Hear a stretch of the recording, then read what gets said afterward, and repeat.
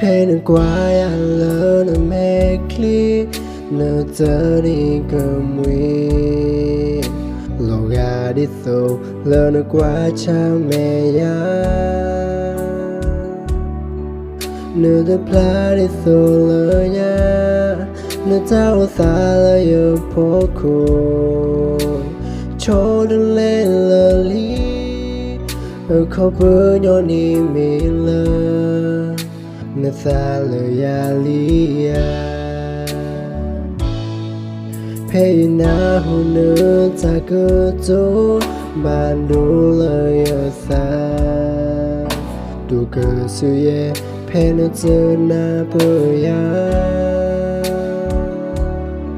giờ ta cơ mà ôn đi lệ mi mà cơ mai na đi lệ trái lỡ nó sơ khá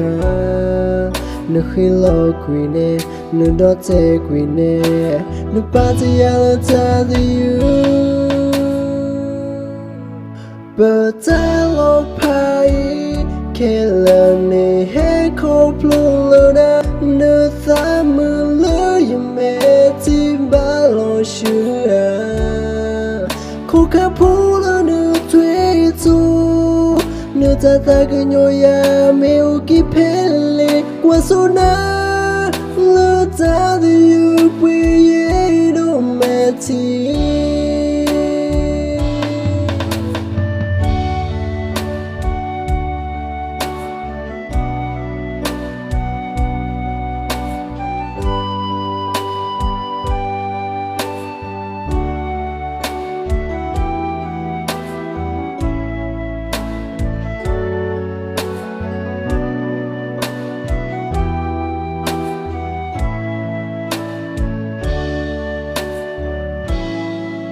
By Lah Khu Ner ta cơ tố bàn đủ lời ở xa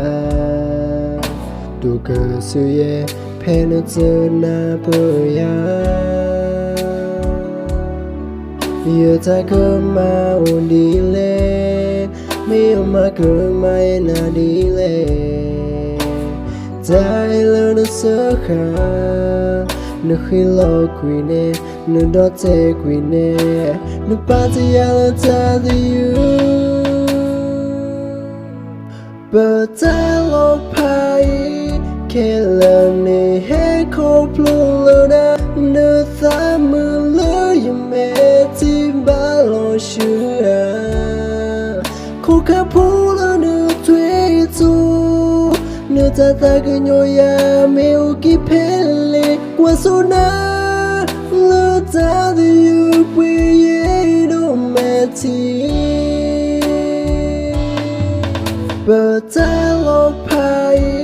kê lỡ nè hé khô plung lỡ na nơ ta mưa lỡ yếm mẹ tim ba lo shua khô khá phú lỡ nó thuê tu